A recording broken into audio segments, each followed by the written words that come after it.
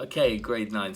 So for our week 5, for lesson 2 of 2, we're going to look at education in the Bahamas. Now, you guys are going to be experts in this as you are part of that process, okay? You are in the education of the Bahamas. You've lived that, you've lived through it, and you're coming to probably halfway or more than halfway through it, depending on whether you go to university, etc. And we'll talk about those kind of stages of education in a second.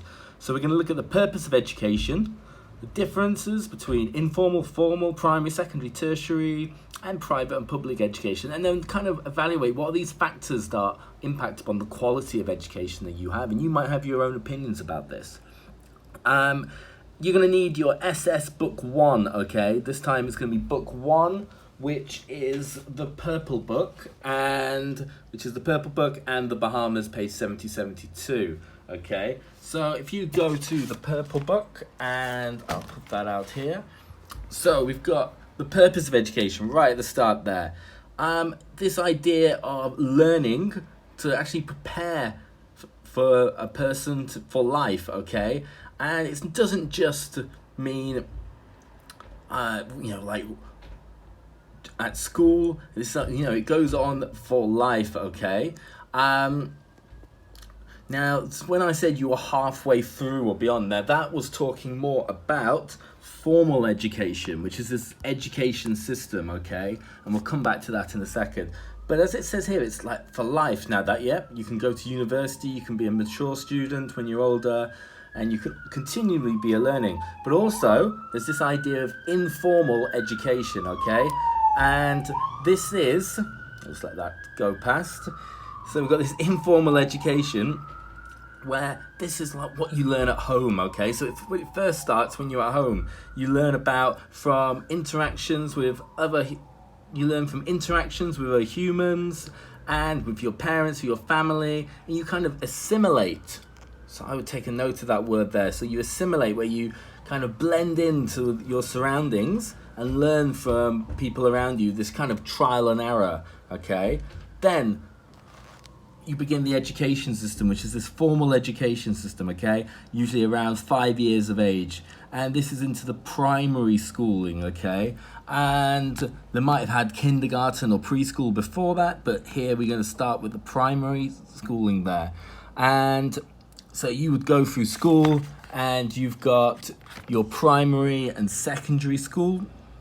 And then we also have our private or public schools. So you've got the private schools, which are kind of fee-paying schools, okay? And then you've got public schools from the government, which you don't need to pay fees for, okay? Generally, the private schools in the Bahamas are run by a kind of religious affiliated, as like Anglican Church, Catholic, the Methodists, etc., okay?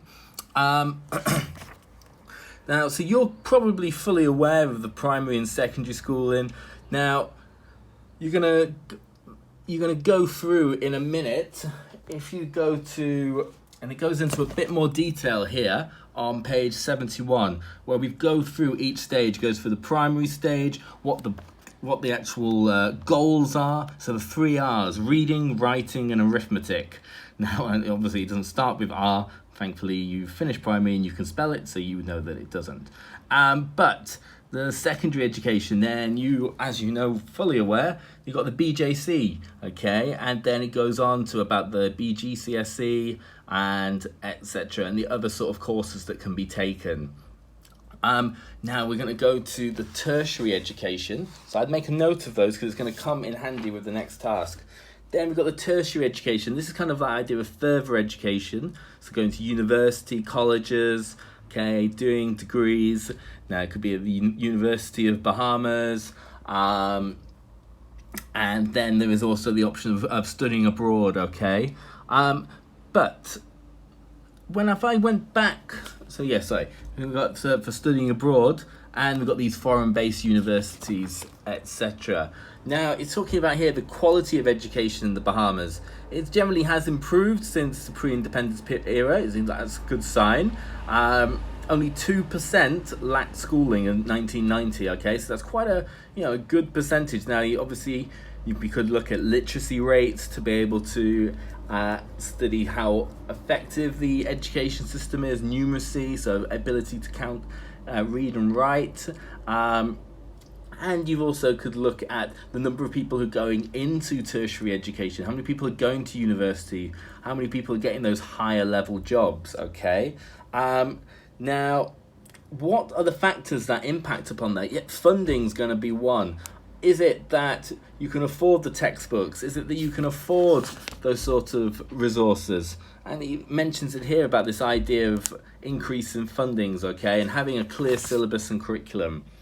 Now, the worry is you train all these people up, and yet also talks about here about the different types of teachers that you could have. So if there's a teacher shortage, you need to be able to then get teachers from other countries, which are known as expatriate teachers, including myself, and that idea of having to...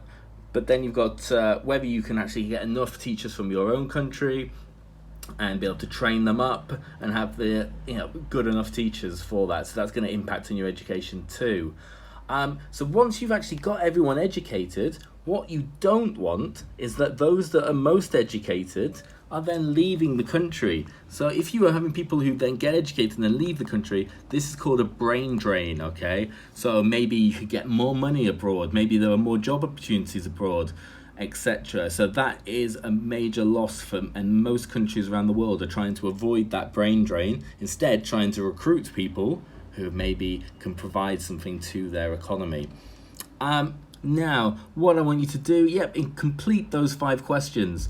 Now, you can go into more detail for question 1 by using the Bahamas book, the pages that I talked about there, okay? So, to go through and complete pages 1 to 5. So, if we go back to this worksheet that I sent you, is SS Book 1, page 187, questions 1 to 5, and to use that there. Okay, if you ever have any questions, then just give me an email, go from there. I hope you're all well.